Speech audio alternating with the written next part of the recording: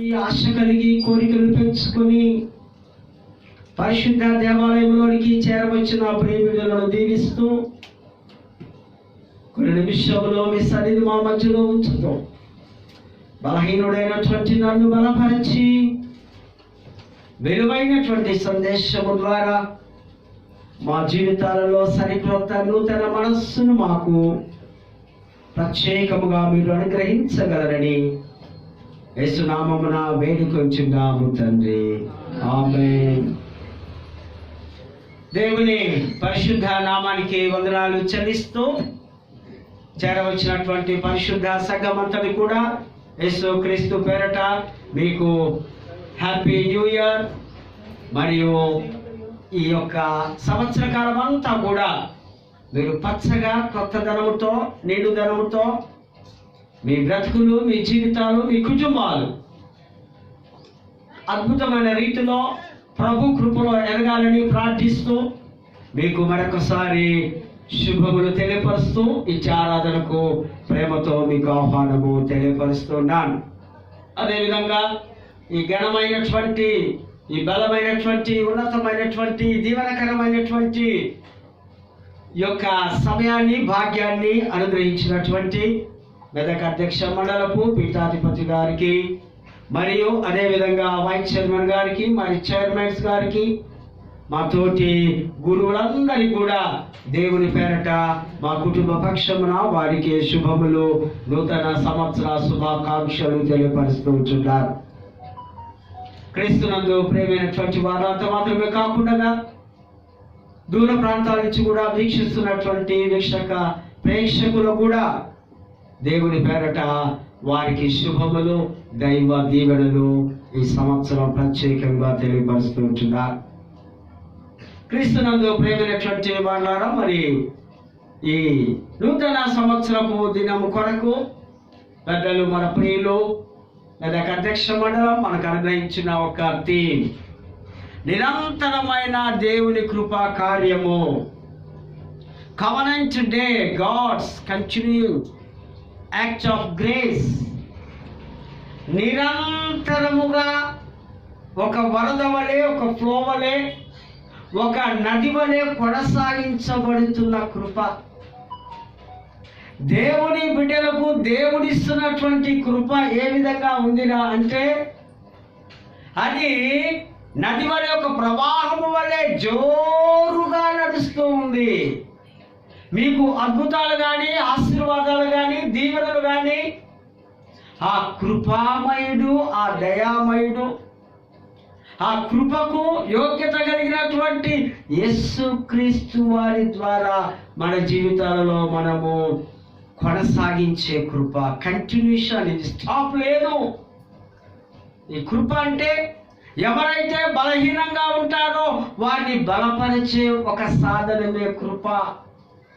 Curries అంటారు Greek భాషలో.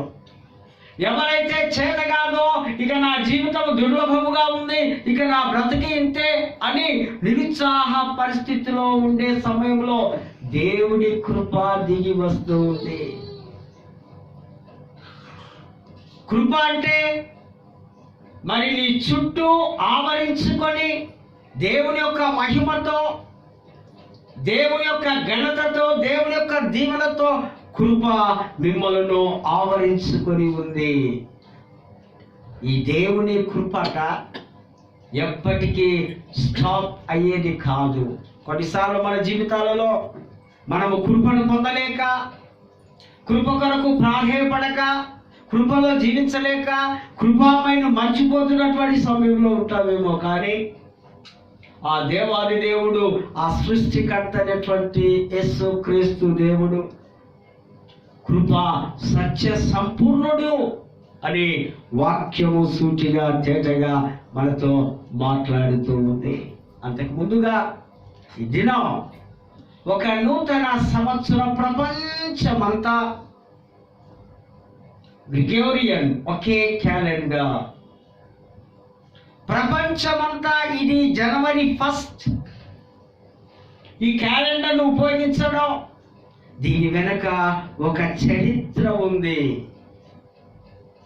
చరిత్ర ఏంటో అంటే డిసెంబర్ 25న యేసు ప్రభు వారి లోకానికి వచ్చినప్పుడు క్రీస్తు పూర్వం 4వ శతాబ్దంలో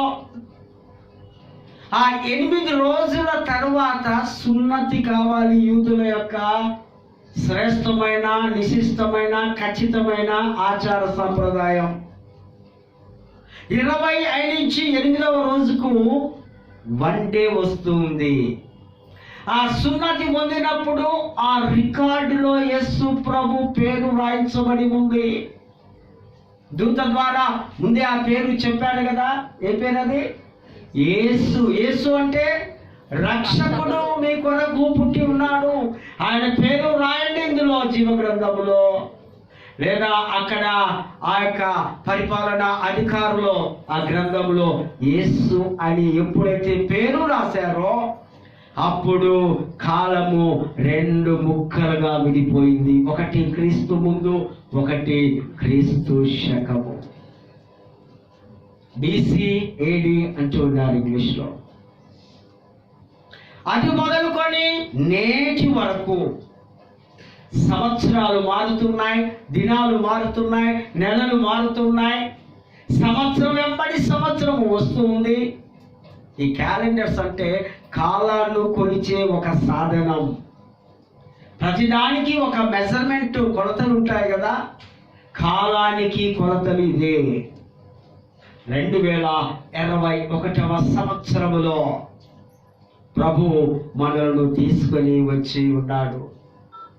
బహుశా నేను అనుకుంటా మనం అందరం కూడా 12 తర్వాత కొద్దిసేపు ప్రార్థనలో ఉండి, కొద్దిసేపు మన ప్రియులు, మనకి ఇష్టమైన వారికి ఫోన్లు చేయడం, వారి ఆశీస్సులు తీసుకోవడం, వారికి శుభములు తెలియపరచడం, ఎంత మన సంఘములో కూడా జరిగి ఉంది. రోజులాగా ఏదో 10 గంటలకో 10:30కో పడుకునే దినము కాదు నిన్నటి దినం. నిన్నటి దినానికి ఒక చరిత్ర ఉంది, ఒక ఘనత ఉంది. కనుకనే రాత్రి 12 తర్వాత మన దేశ కాల చక్రాన్ని బట్టి, సమయాన్ని బట్టి క్రొత్త సంవత్సరంలోనికి మన అడుగు వేశాం. ఈ క్రొత్త సంవత్సరంలో క్రొత్త ఆశలు, క్రొత్త కోరికలు, క్రొత్త తలంపులు, క్రొత్త భావాలు, క్రొత్త విశ్వాసం కదా. 2020 పాత విశ్వాసం, అది కరోనా విశ్వాసం. 2020లో మనమందరం కూడా కొద్దిమంది మన సంఘాలలో, మన కుటుంబాల్లో మన ప్రియులను మనం కోల్పోయాం. కరోనా బారిన నుంచి వారిని రక్షించుకోలేకపోయాం.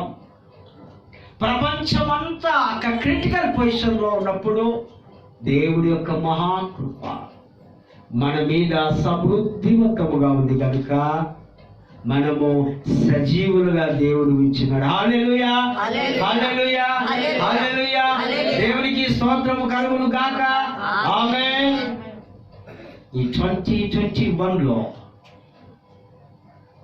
క్రొత్త వస్తువుల మీద, క్రొత్త దుస్తుల మీద, క్రొత్త ఇళ్ల మీద, క్రొత్త వ్యాపారాల మీద, క్రొత్త ఉద్యోగాల మీద ఎన్నో ఆశలు పెట్టుకొని ఉన్నావేమో, ఎన్నో కోరికలతో ఎదురు చూస్తున్నావేమో. అవన్నిటినీ దేవుడు ప్రవాహము వలె, నదిలో ఏ విధంగా నీరు నిరంతరము పొర్లుతూ పారుతూ ఉన్న విధముగా దేవుడు మీకు అనుగ్రహిస్తూ ఉంటున్నాడు. హల్లెలూయా, హల్లెలూయా. దేవుని యందు విశ్వాసం ఉంచితే, దేవుని యొక్క కృపణ యొద్దకు, దేవుని పాదముల యొద్దకు వచ్చి, ప్రభువా కనికరించి నన్ను ఈ సంవత్సరంలో అద్భుతంగా దీవించని ప్రార్థన చేసుకుంటే ప్రభు నీకు అద్భుతంగా ఇవ్వడానికి సిద్ధంగా ఉంటున్నాడు. పాత సంవత్సరానికి మనం వీడ్కోలు చెప్పాం. ఇక 2020 జోలికి వెళ్తామా? 2020 కరోనా, 2020 అంటే ఛీ, ఇక మాకు ఆ సంవత్సరం వద్దు. మాకు క్రొత్త వ్యాక్సిన్ వచ్చింది, క్రొత్త జబ్బులు దేవుడు పంపడు. క్రొత్త బలముతో, నూతన బలముతో ఈ 2021లోనికి మేము రన్ ఫర్ జీసస్ లాగా అలయక సులయక పరిగెడతాం. హల్లెలూయా. శక్తి కలిగిన వారు, బలము కలిగిన వారు, విశ్వాసం కలిగిన వారు, దేవుని యందు నమ్మకం ఉంచిన వారు ఏ విధంగా పరిగెత్తుతారట? అలయక సులయక పరిగెత్తడం. ఈ సంవత్సరంలో దేవుడు అద్భుతంగా నీకు ఆరోగ్యము కూడా ఇవ్వబోతున్నాడు. ప్రేమైనటువంటి వారు, కొత్త సంవత్సరానికి మనము ఆహ్వానము వెల్కమ్ చెబుతూ వచ్చినాం. అంతకు ముందుగా కొన్ని దేవుని పరిశుద్ధ గ్రంథంలో నుంచి కొన్ని మాటలకు మనం చూద్దాం. మనం అంతకు ముందుగా సృష్టి కార్యం బాగా గమనించినట్లయితే దేవుడి సృష్టి ఎలా ఉంటుందో అది మనం చూద్దాం. ఒక సంవత్సరం భూమి సూర్యుని చుట్టూ తిరుగుతుంది. అంటే దేవుడి యొక్క శక్తి, దేవుడి యొక్క జ్ఞానము ఒకసారి మనము పరిశీలన చేసుకోవాలి. భూమి ఎట్లా తిరుగుతుంది? ఒక సంవత్సరం అంతా సూర్యుడి చుట్టూ తిరుగుతుంది. చంద్రుడు భూమి చుట్టూ తిరగడానికి ఒక నెల పడుతుంది. ఖగోళ శాస్త్రం ఎవరైనా చదివారా? ఎవరైనా మన వారు అది ఆ యొక్క చదివి ఉంటే వారికి సులభంగా ఇదంతా అర్థమవుతుంది. మరియు భూమి తన చుట్టూ తాను తిరగడానికి ఎన్ని రోజులు పడుతుంది? Only 1 day. దాని చుట్టూ గ్రహాలు ఉన్నాయి, నవగ్రహాలు ఉన్నాయి, లెక్కలేని స్టార్స్ నక్షత్రాలు ఉన్నాయి. ఇదంతా దేవుడి సృష్టి. ఈ సృష్టి అంతా ఎవరి చేతికిస్తున్నాడండి? మనుషులకు, మానవులమైన మనకు దేవుడు అనుగ్రహించి ఉన్నాడు. సృష్టిని మనం ప్రతిదీ అనుభవిస్తున్నాం కదా. సూర్యుని మనము డైరెక్ట్ గా చూడలేము, కానీ సూర్యుడు లేకుండా ఏదైనా చూస్తామా? ఏది చేయలేము. సూర్యుని కిరణాలు, సూర్యుని వేడి లేకుండా పొలంలో నుంచి పంట పైరు కూడా మనకు రాదు. సూర్యుని డైరెక్ట్ చూడలేము, కానీ సూర్యుడు లేకుండా ఏది చూడలేము. కనుకనే దేవుడు సూర్యుడు ఒక జాగాలో, చంద్రుడు ఒక జాగాలో, నక్షత్రాలు ఒక జాగాలో, అద్భుతమైనటువంటి దేవుని జ్ఞానాన్ని ఇక్కడ మనం చూస్తుంటున్నాం. కనుకనే దేవుడు మనకు కావాలి, దేవుడి యొక్క సన్నిధి మనకు కావాలి, దేవుని యొక్క కృపా బలము మనకి సంవత్సరము కావాలి. ఒక ఇద్దరు సిస్టర్స్ జ్యువెలరీ షాప్కు వెండి బంగారం ఉన్న షాప్లోకి వెళ్ళి అన్నీ చూస్తూ, ఇక కళ్ళు చాలా చెడ్డవి కదా, ఇది చూస్తే అది కావాలి, అది చూస్తే ఇది కావాలి, ఇది చూస్తే అది కావాలి. ఆ చెల్లెలు అంటుందట అక్కతో, అక్క ఎంత బాగా ఉన్నాయి, ఇగో ఇది కావాలి అది కావాలి అనుకుంటూ చేస్తూ ఉంటే ఇవన్నీ నాకు కావాలి, కానీ అంత తగినంత డబ్బులు మన దగ్గర లేవు కదా అంటే, మరి నీకేం కావాలి అక్క అని ఆ చెల్లెలు అంటుందట. ఈ అక్క అంటుందట సమాధానం, నీకు ఇవన్నీ కావాలి కానీ నాకు ఈ షాపు యజమాని కావాలి. హల్లెలూయా, హల్లెలూయా. షాపు యజమాని ఆమె సొంత మనిషి అయింది అనుకోండి, ఏం చేస్తుంది? రోజుకొకటి, గంటకొకటి. మనకెవరు కావాలి? యేసయ్య కావాలి. హల్లెలూయా, యేసయ్య కావాలి. మన బ్రతుకులు, మన జీవితాలు మనం నిండుగా పచ్చగా ఉండాలంటే జీసస్ వి నీడ్. జీసస్ నీవు లేకపోతే మాకు చీకటి, ఆ జీవితము మాకు వద్దు అని ఒక తీర్మానం ఈ కవెనెంట్ లో, ఒక నిబంధనలో ఈ దినం మనము తీసుకోవాలి. మరి అంతకు ముందుగా మనము మరొక కొన్ని భాగాలు చూస్తాం. ఫిలిప్పు 3వ అధ్యాయము 13వ వచనములో అద్భుతంగా పౌలు రాస్తున్నాడు, వెనకున్న వాటిని మరచి ముందున్న వాటి కొరకు వేగిర పడండి. వెనక మరవండి. 2020 bloody corona year, forget it, మర్చిపోదాం. ముందున్న వాటికి వెనకే ఉన్నాయి. ఒకసారి పరిశుద్ధ గ్రంథంలో చూస్తాం. మార్కు సువార్త 8:33లో ఒకసారి యేసు ప్రభు తన యొక్క మరణాన్ని గురించి, తన పునరుద్ధానం గురించి, తన శ్రమల గురించి, తన బాధల గురించి శిష్యులతో చెప్తూ ఉంటే పేతురు అంటూ ఉన్నాడు, ప్రభువా అవన్నీ నీకు దూరమవును గాక, నీవు ఎప్పటికీ మాతోనే ఉండాలి, నీ సన్నిధి మా మధ్యలో ఉండాలి. ఒక ప్రేమతో ప్రభువా, ఈ లోక సంబంధమైనటువంటి ఆలోచనలతో పాపం పేతురు అంటే యేసుక్రీస్తు వారు ఒక అద్భుతమైన మాట అంటున్నాడు, సైతానా సాతానా నా వెనుకకు పోము. నా వెనక ఉండాలి సైతానా, నీవు నా ముందు ఉండకూడదు. మన జీవితాలలో వెనక ఎవరుండాలి? సైతాన్ ఉండాలి. సైతాన్ అనే లోకం, సైతాన్ అనే ఆశలు, సైతాన్ అనే కోరికలు, సైతాన్ అనే అసూయ, సైతాన్ అనే ద్వేషం, సైతాన్ అనే అజ్ఞానం, అవన్నీ ఎక్కడ ఉండాలండి? వెనక. ముందే ఉండాలి. ముందు నీ చూపు ఉండాలి, ముందు నీ భవిష్యత్తు ఉండాలి, ముందు పరలోకం ఉండాలి. ఒక దైవ సేవకుడు అంటాడు, విశ్వాసి పాదములు భూలోకములో ఉండాలి, కానీ కళ్ళు మాత్రం ఎక్కడ ఉండాలట? పరలోకం మీద ఉండాలి. ఒకవేళ కళ్ళు కూడా ఈ లోకంలో ఉన్నాయనుకో, నెత్తికెక్కి కూర్చుంటాడు, దేవుని మర్చిపోతాడు. కళ్ళేమో పరలోక సంబంధమైనది, నీ పాదములేమో భూమి మీద ఉండాలి. హల్లెలూయా. ఉన్నాయా నీ పాదాలు, నీ కళ్ళు? అందుకే పైనున్న వాటినే వెదకండి, భూ సంబంధమైన వాటి మీద మీ మనస్సు పెట్టకొని అంటాడు భక్తుడు. పైన మన చూపులు ఉండాలి, పైన మనం శక్తి కలిగిన వారముగా ఉండాలి. కనుకనే పేతురు అంటున్నాడు, ప్రభు సైతానా నా వెనుకకు వెళ్ళు, ఇది దేవుడి చిత్తం. శ్రమలు పొందడం, బాధలు పొందడం, మరణించడం, కష్టాలు ఉండడం, ఇదంతా ఎవరి చిత్తం అండి? దేవుడు నాకు అనుగ్రహించాడు కనుక నీవు మనుష్యుడవే, నేను దైవ కుమారుడును కనుక గో బ్యాక్ బిహైండ్, వెనకకు వెళ్ళు, ఇక్కడ కాదు ఉండవలసింది. మరి అదేవిధంగా నిర్గమాకాండం 14వ అధ్యాయము 10వ వచనంలో ఆ లీడర్, ఏ లీడర్ ఉన్నాడు మనకు? మోసెస్. ఆ లీడరు 6 లక్షల మంది ప్రజలు నడిపిస్తూ ఉన్నాడు. కానీ ఆ ఐగుప్తు నుంచి కానానుకు జస్ట్ 6-7 రోజుల ప్రయాణమే. కానీ చుట్టూ తిరిగి ఆ ఫిలిప్పీల పట్టణం నుంచి వయా టువర్డ్స్ ఫిలిప్పీ ఏరియా నుంచి వస్తే జస్ట్ 6-7 డేస్.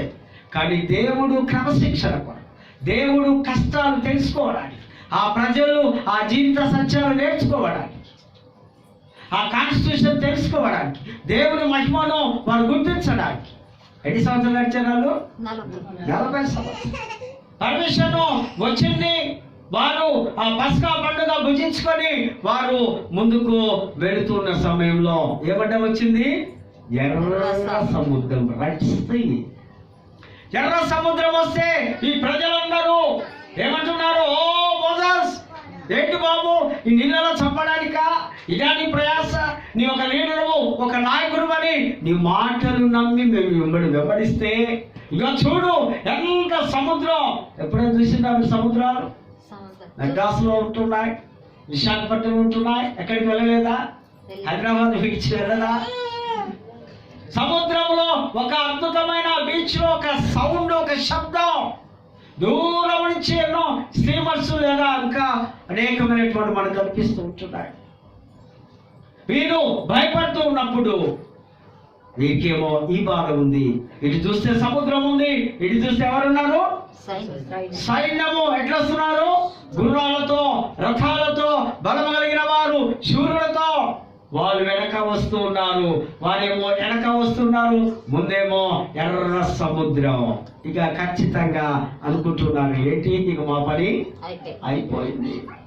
దేవుడు వెంటనే మోషే ప్రార్థించిన వెంటనే అది ఆరినటువంటి నేల, తడి కూడా లేదు. చూడండి దేవుని కార్యం.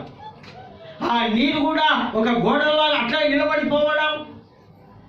వారు అద్భుతాలు చూసి మోసే నడు సాగిపోనగానే పోతున్నారు. వెనక వచ్చేవారు కూడా అనుకుంటున్నారు, ఇగో మాకు కూడా దారి ఉంది కదా, మాకు కూడా రస్తా ఉంది అన్నప్పుడు వెంటనే ఏమైపోయారు? వారు నీళ్ళలో మునిగిపోవడం. వెనక ఏముంది? మరణం ఉంది. ఎందుకట?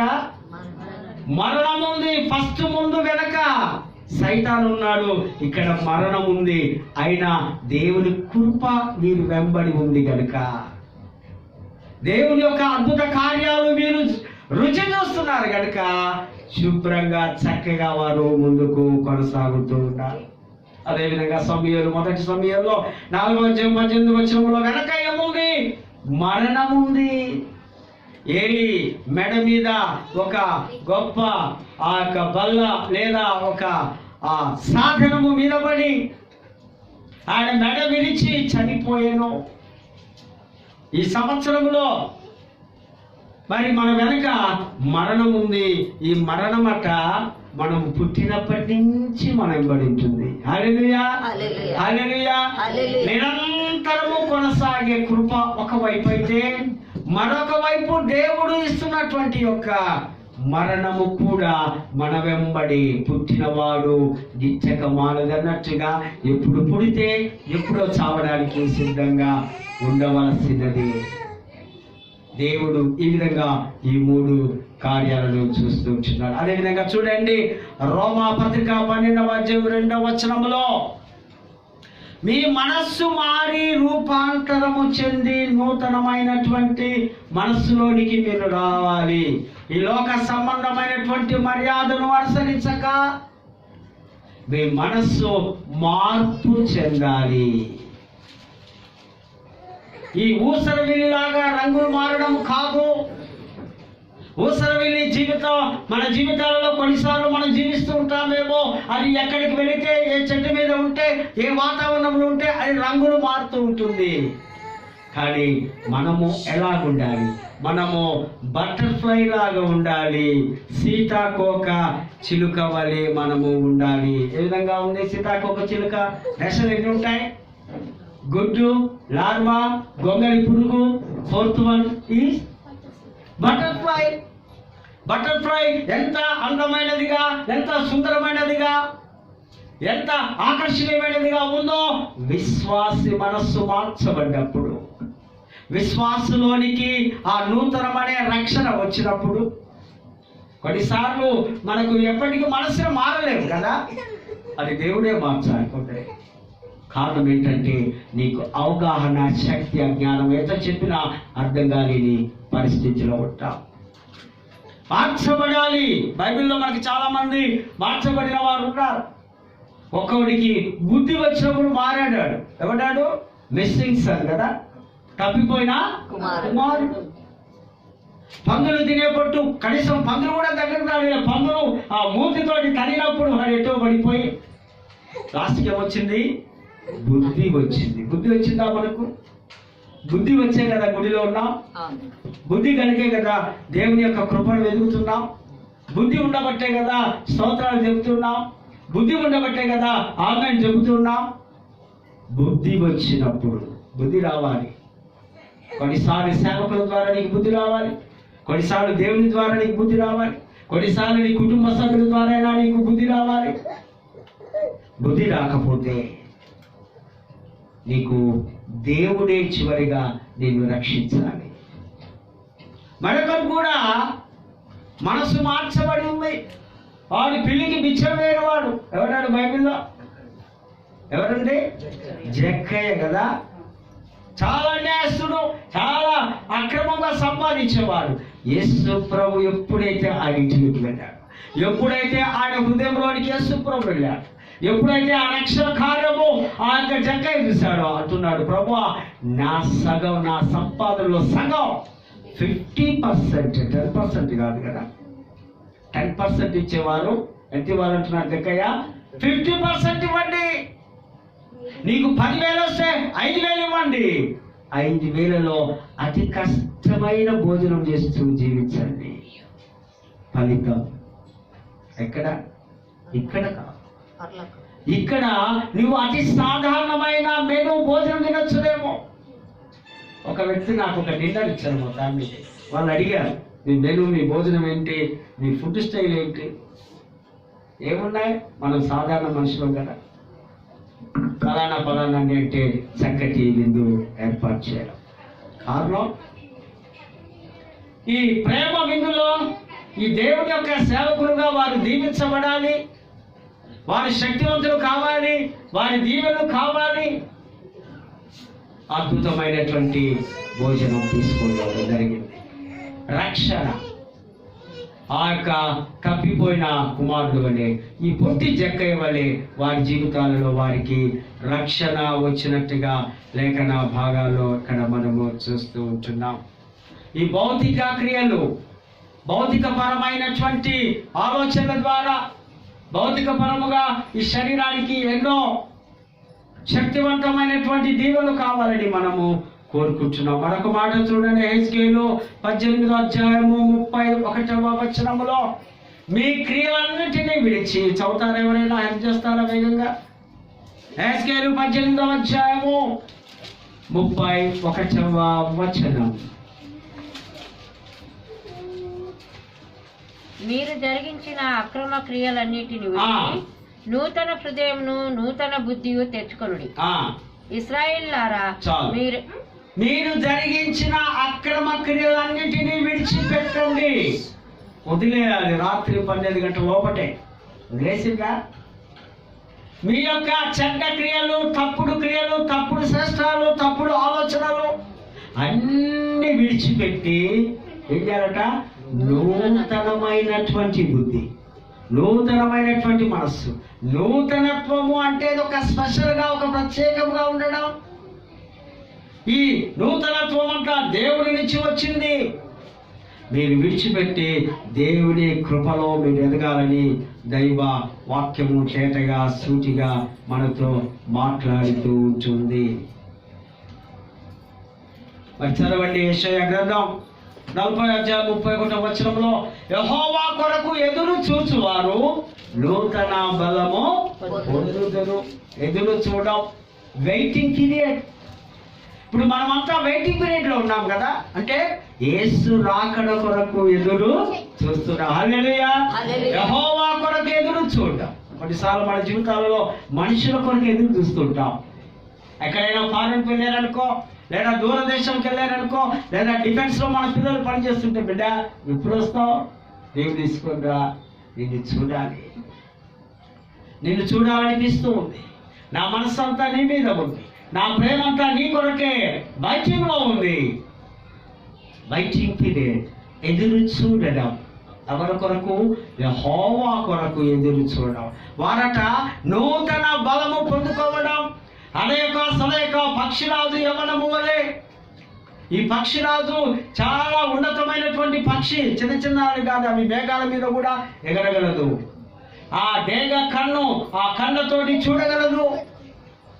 అదొక గుహలోనికి వెళ్ళి తన వీకలన్నీ తీసివేస్తూ క్రొత్త వీకలతో రావడం. అదే నూతన బలం. విశ్వాసకి నూతన బలం రాత్రి 12 నుంచి రావాలి. ఆ నూతన బలంతో, నూతన శక్తితో నీ దేవుని ఎదుర్కోవాలి. అలాంటి స్థితిలో, అలాంటి పద్ధతిలో, అలాంటి ఆలోచనతో మనం ఉన్నామా? యెహోవా కొరకు నీవు నేను ఎదురు చూడాలి. క్రీస్తుకు కలిగిన ఆ మనస్సును మనం హత్తుకొని క్రీస్తు వలె జీవించడానికి. ఒక బిడ్డ తన తల్లిని ఏ విధంగా హత్తుకుంటుందో గమనిస్తున్నారా? ఒక చిన్న బిడ్డ ఎక్కడ ఉంది? ఎవరి కొరకు ఆమె ఆరాటం ఎదురు చూడడం? తల్లి కొరకు లేదా తండ్రి కొరకు. మనందరి కొరకు కాదు, మనందరి దగ్గరికి రాదు ఆమె. విశ్వాసులు, దేవుని బిడ్డలు ఆ విధంగా హత్తుకొని జీవించాలి. మనస్సు మారడం అంటే నువ్వు మారడానికి గల గుర్తులు ఏమైనా ఉన్నాయా? నీవు ఏ విధంగా రక్షింపబడ్డావు, ఏ విధంగా నూతన వ్యక్తిగా ఉన్నావంటే మనస్సు మార్చబడిన వారు లేవగానే ప్రార్థన చేసుకోవడం. ఇది కంపల్సరీ ఈవెంట్, ఇది తప్పదు. చదువు తెలిసి ఉంటే వాక్యం చదవండి. ఒకవేళ చదువు తెలియకపోతే వాక్యము వినండి. వాక్యము 24 గంటలు ప్రతి భాషలో మనకు టీవీలలో కనిపిస్తున్నాయి. వాక్యం వినండి, వాక్యం చదవండి, వాక్యమును మాట్లాడండి. అప్పుడే నీవు మనస్సు మార్చబడ్డవాడవుతావు. క్రీస్తునందు ప్రేమైన వారలారా, క్రీస్తును కొత్తగా నీవు హత్తుకున్నట్లయితే ఇటువంటి ఆ మనస్సులో ఉండాలని దేవుని వాక్యం తేటగా సెలవిస్తుంది. చదవబడిన లేఖన భాగాల్లో మనం చూస్తే జఫన్యా ఒక ప్రవక్త. ఈయన రాజవంశానికి చెందినవాడు. 618 2వ సంవత్సర కాలంలో ప్రవచిస్తూ ఉన్నాడు. ఈయన యెహోవా నన్ను దాచెను అని అర్థం ఉంది జఫన్యా అంటే. ఈయన యెషయా వంశము వారి మనవడని కొన్ని ఆ కామెంటరీస్ లో మనం చూస్తాం. ఈయన ఒక ప్రవక్తగా మార్చబడి, బాబు ప్రభు దినము, ప్రభు వాక్యము, ప్రభు సన్నిధి మీ మధ్యలోనికి వస్తుంది, మీలోనికి వస్తుంది, మీ ఇంటిలోనికి వస్తుంది, మీ మందిరాలకు వస్తున్నాడు. మీరు భయపడకుడి. మీకు ఆ శిక్ష నుంచి, ఆ బాధల్లో నుంచి, ఆ నరకంలో నుంచి నుంచి, ఆ తీర్పులో నుంచి దేవుడు మిమ్మల్ని తప్పిస్తాడు. ఎప్పుడు తెలుసా? నీవు నూతనంగా మార్చబడ్డప్పుడు, నీవు యెహోవా దేవునిని నీవు సంపూర్ణంగా అంగీకరించినప్పుడు దేవుడే వచ్చి నీ మధ్యలో నివాసము చేస్తాడని ప్రవక్త రాస్తున్నాడు. ఓ సియోను, ఓ పట్టణమా, ఓ కుమారి, గంతులు వేసి ఆనందించుడి.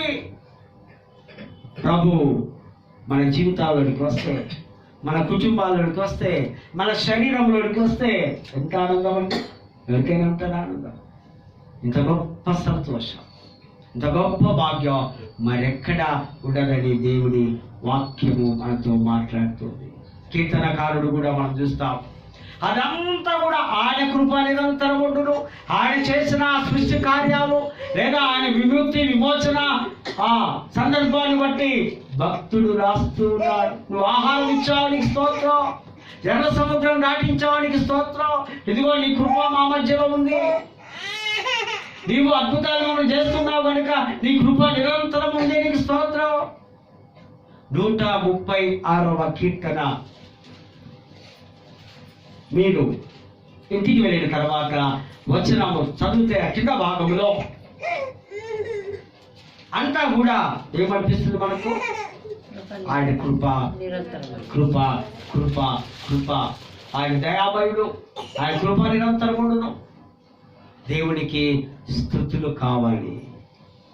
ప్రార్థనలు దేవుడికి ఇచ్చాడు, స్తుతులు మనము స్తుతిని చెల్లించినవన్నీ కూడా దేవుడి వద్దకు వెళతాయి, తిరిగి మనకు దీవెనలు దేవుడు పంపిస్తాడు. నువ్వెంతగా ఎన్ని గంటలు ఎన్ని నిమిషాలు దేవుడికి స్తుతులు చెల్లిస్తావో అన్ని దీవెనలు నీకు అద్భుతంగా ప్రభు నీ కృపలతో నింపుతాడని వాక్యము సెలవిస్తుంది. రోమా 5 మొదటి వచనంలో చూస్తే క్రైస్తవులుగా మార్చబడ్డ మనమందరము కూడా రోమా పత్రిక చాలా ప్రాముఖ్యమైనటువంటి, చాలా ప్రాచీనమైనటువంటి పట్టణం. అక్కడ ప్రజలకు ప్రభు రాస్తూ ఉంచున్నాడు. దేవుని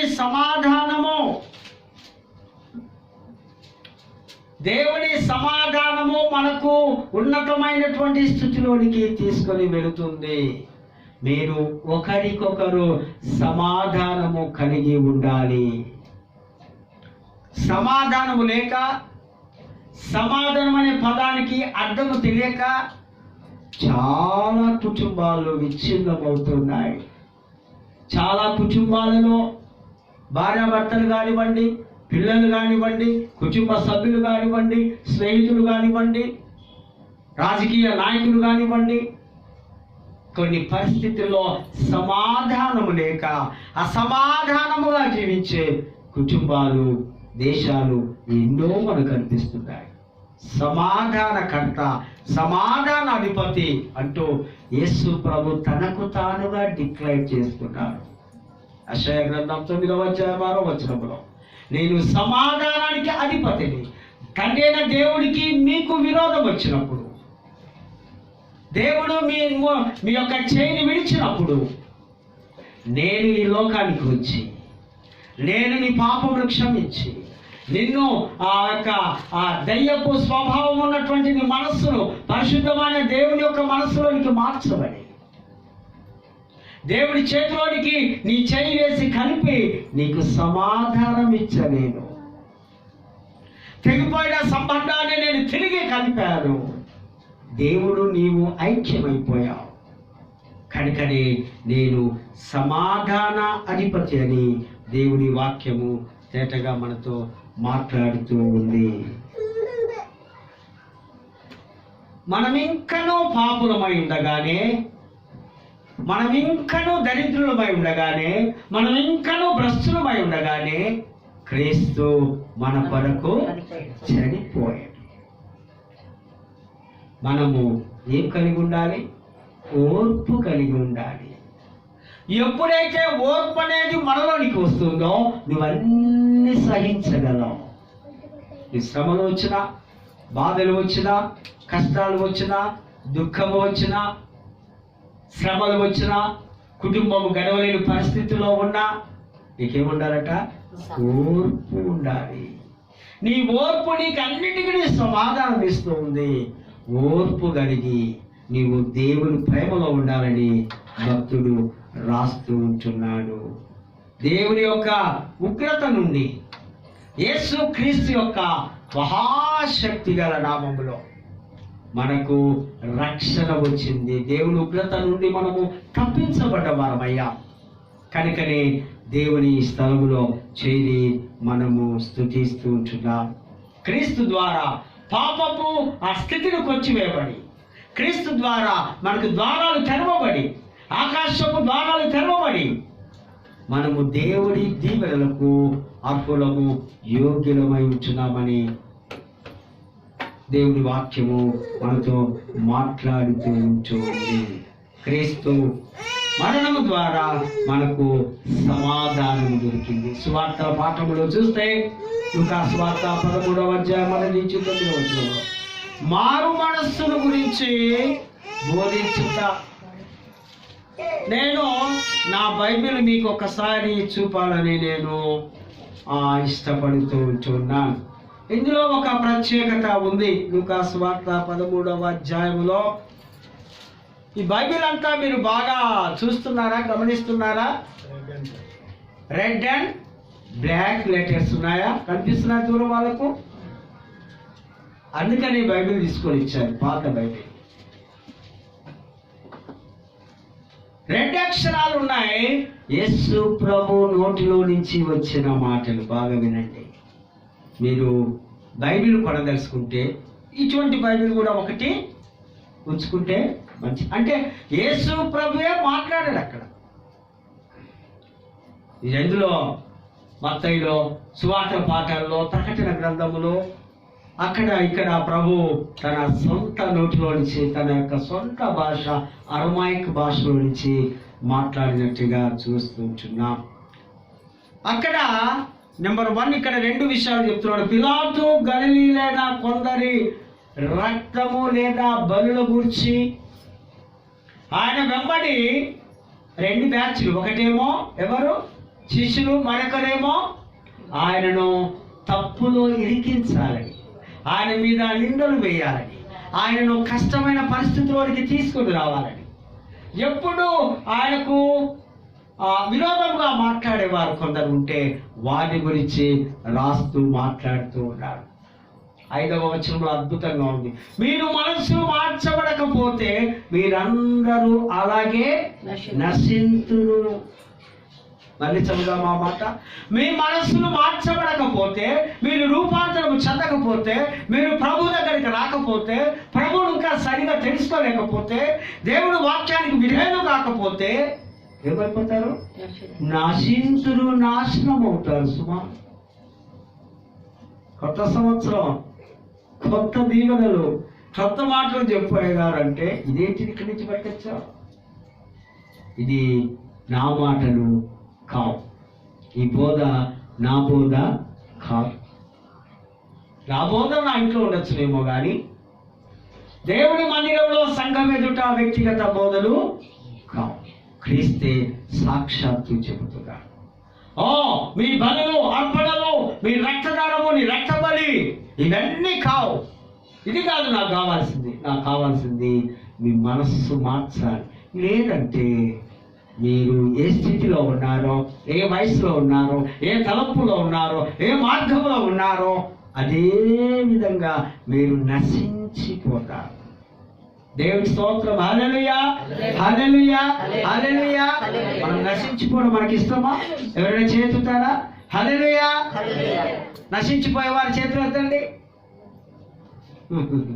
బాగా విన్నారు ఈ మాట. ఇదే పాపం. మాకు నాశనం వద్దండి, మాకు యేసు ప్రభు కావాలి, మాకు ఆ షాపు యజమానే కావాలి కదా. షాప్ గురించి తెలుసుకున్నాం కదా. ఆ సృష్టికర్త రక్షకుడు మాకు కావాలి. మేము నశించిపోవడం మాకు ఇష్టము లేదు. మరొక పారబుల్ ఇందులో చెప్తున్నాడు. అంజూరపు చెట్టు గురించి. ఎన్ని సంవత్సరాలు ఏంటది? 3 years. అంజూరపు చెట్టు అంటే ఆ ఇశ్రాయేలు ప్రజలు, ఆ యజమాని అంటే దేవుడు. ఆ తోట, ఆ కాపరి లేదా ఆ భూమిని, ఆ పొలానంతా చూసుకునేవాడు యేసు ప్రభు, లేదా ఒక పాస్టర్, అది ఒక సంఘం అనుకుందాం. ఎన్ని సంవత్సరాలు అయింది? 3 సంవత్సరాలు అయింది. ఎలాంటి ఆ ఫలము కానీ, ఆ రుచి కానీ, ఆ సంపద కానీ, ఆ గెయిన్ కానీ, ఆ లాభము కానీ లేదు అంటున్నాడు ప్రభు. దాన్ని తీసి పారవేద్దాం, నరికేద్దాం, అగ్నిగుండం వేద్దాం, ఇది మనకు అనవసరం. నీరు వేస్తూ, భూమి వేస్తూ, సారము వేస్తూ, ఈ యొక్క ఎరువులు వేస్తూ, ఈ 40 సంవత్సరాలు నీ బోధ వేస్తూ. ఎన్ని సంవత్సరాలు? ప్రభాకర్ సార్ గమ్మత్తుగా అంటాడు, పాపం రాలే. 40 సంవత్సరాలు అయ్యారు. Yes, oldest congregation. కానీ కాయలు కాస్తున్నావా? పళ్ళు కాస్తున్నావా? దేవుడికి మహిమకరంగా జీవిస్తున్నావా? దేవుని కృపలో ఎదుగుతున్నావా? దేవునితో అనుదినము మాట్లాడుతున్నావా? దేవుడు అంటున్నాడు, నిన్ను నేను తీసి పెరిగి అవతల వేస్తా అంటే, ఈ తోటమాలి అంటున్నాడు, ఈ పాస్టర్ అంటున్నాడు, ఈ యేసు ప్రభు అంటాడు, అయ్యా ఇంకొక సంవత్సరం టైం ఇస్తావా? నేను చూసుకుంటా, ప్లీజ్. వద్దు, నరకం వద్దు, అగ్నిగుండం వద్దు, ఈ బాధలు వద్దు, ఈ శ్రమలు వద్దు, ఈ సంవత్సరం టైం ఇవ్వండి. చూడు, నేను మార్చి మీ చేతికి నేను చూపిస్తా. ఈ సంవత్సరములో, ఈ పరిశుద్ధ సంఘములో ఎవరైనా కల్మషము, ఎవరైనా శాపము, పాపం ఉంటే ఈ 2021లో నేను శుద్ధిని చేస్తా ప్రభువా. నాకు టైం ఇవ్వవా? టైం అడుగుతున్నాడు కాపరి. ప్రభు ప్రేమగల ప్రభు ఏమంటున్నాడు? సరే బిడ్డ, చూద్దాం, ఈ సంవత్సరం చూద్దాం. ఈ సంవత్సరము కూడా కాకపోతే, అంత పై వచనాలు ఏమంటున్నాడు? 5వ వచనంలో, నశించినడు క్రీస్తునందు ప్రేమైన వాళ్ళ. దేవుడి వాక్యం మీద ఆశ ఉందా మీకు? దేవుడి అంటే భయం ఉందా? దేవుడిని ప్రేమించే మనస్సు ఉందా? దేవుడి కొరకు పరితపించే ఆలోచనలు ఉన్నాయా? 2021లో ప్రభు నీకొక ప్రత్యేకమైనటువంటి విందు, దేవుడితో నీవు నీ దేవుడు కలిసి ఒక గొప్ప విందులు చేసుకునే ఈ సంవత్సరంలో దేవుడు నేను సరికొత్త పాత్రగా వాడుతుంటాడు. పాత పాత్రలు కాదు, పాత గుడ్డలు కాదు, పాత బట్టలు కావు, పాత వస్తువులు కాదు, పాత ఇల్లు కాదు. Everything belongs new. అన్నీ కొత్తగా మార్చబడుతుంది. ట్రాన్స్ఫర్మేషన్, మార్చబడడం, రూపాంతరం చెందడం. ప్రభు దగ్గరికి వినయంతో, విధేయతతో మరి సంవత్సరం దేవుడి దగ్గరికి వస్తే ప్రభు ఎంత పాపినైనా క్షమించడానికి, రక్షించడానికి సిద్ధంగా ఉన్నాడు. ఈ నూతన సంవత్సరం మరొక మాట చెప్పి మీకు నేను ముగించాలని ఆశపడుతున్నాను. గ్రీకులకు ఒక దేవత ఉంది. గ్రీక్స్ ఆ ప్రాంతం వారికి ఆ దేవత పేరు జీనస్. ఆ దేవతకు 2 ముఖాలు ఉంటాయి. మనకి ఎన్ని ముఖాలు ఉన్నాయి? ఇదే కదా. దానికి ఇక్కడ కూడా 2 ముఖాలు. అంటే వెనకున్న ముఖం వెనక జీవితం చూడడానికి, ముందున్న ముఖం ముందు భవిష్యత్తు చూడడానికి. వెనకున్నవి ఆ ముఖము ద్వారా చూస్తూ మర్చిపోవడం, ముందున్న భవిష్యత్తు కొరకు, ముందున్న పూల బాట కొరకు, ముందున్న అసంపద ఐశ్వర్య కొరకు, ముందున్న మహిమ యేసును ఇంకా పూర్తిగా కనపరచడానికి దేవుడు ఆత్మ చేత, జ్ఞానం చేత మనం నింపడానికి సిద్ధంగా ఉండాలి. వస్తున్నావా ప్రభు దగ్గరికి? 52 వారాలు కదా సంవత్సరానికి. ఎవరైనా మిస్ అయ్యారా? 52 వారాలు వచ్చిన వారు చేతులు ఎత్తండి. అద్భుతమైన ప్రైజులు, నా వ్యక్తిగత ప్రైజులు పట్టుకొచ్చినా అవి డబల్ ఇస్తా. ఉన్నారా మహానుభావులు? 52 వీక్స్ గుడికి మిస్ కాకుండా వచ్చినోడు ముందు జాగ్రత్తగా వినండి. వస్తారు నేనే ఎత్తాను, రవ్వన్నది కరెక్ట్. ఇక మాకు తప్పదు కదా, నేనే ఎత్తుకుంటా. నాకే డబల్. మీకు ఎప్పుడు చెప్తుంటా కదా, గుడికి రాకపోతే ఏమి రావు? ఆ వార దీవెనలు రానే రావు. నాట్ రావు, రానే రావు, అసలే రావు. ప్రభు దగ్గరికి ఏ స్థితిలో ఉన్నా రావాలి. అనారోగ్యంతో ఉన్నావా, కష్టాల్లో ఉన్నావా, దుఃఖంతో ఉన్నావా, నీ కుటుంబ సభ్యులు లోకాన్ని విడిచి నిన్ననే వెళ్ళిపోయారా, అయినా ఈ రోజు రావాల్సిందే. కారణం ఏంటంటే దేవుడు నిన్ను ప్రేమిస్తున్నాడు, నీవు దేవుని ప్రేమిస్తున్నావు. దేవుడు నిన్ను ప్రేమించబట్టే ఆ సిలువలో ఆయన ప్రాణం పెట్టి రక్తం కార్చాడు. ఎవరైనా చేసింది ఆ పని? ఏ పాస్టర్ చేస్తారా? ఏ కుటుంబ సభ్యులైనా చేస్తారా? ఎవరైనా ఉచితంగా ఆ యొక్క కృపనిచ్చిన వారు ఉన్నారా ప్రపంచంలో? మహాదేవుని మనము ముందుకు సాగుతాం. ఆయన నీడలో, ఆయన కృపలో వడ్డీలు ఒక చాలం తీసుకొని, ఒక నిబంధన కలిగి, ఒక షరతులు తీసుకొని, ప్రభువా ఇదిగో ఈ క్షణం నుంచి, ఈ సంవత్సరం నుంచి, ఈ దినం నుంచి, ఈ న్యూ ఇయర్ నుంచి నేను నీ సొత్తు, నీ కొరకే జీవిస్తా. హల్లెలూయా, హల్లెలూయా. అటువంటి వారు తీర్మానం చేసుకున్న వారు తలలు వచ్చి కళ్ళు మూసుకొని కొన్ని నిమిషంలో సొంత ప్రార్థన, తర్వాత చిన్న ప్రార్థనతో ఈ యొక్క ప్రసంగాన్ని ముగించుకుందాం.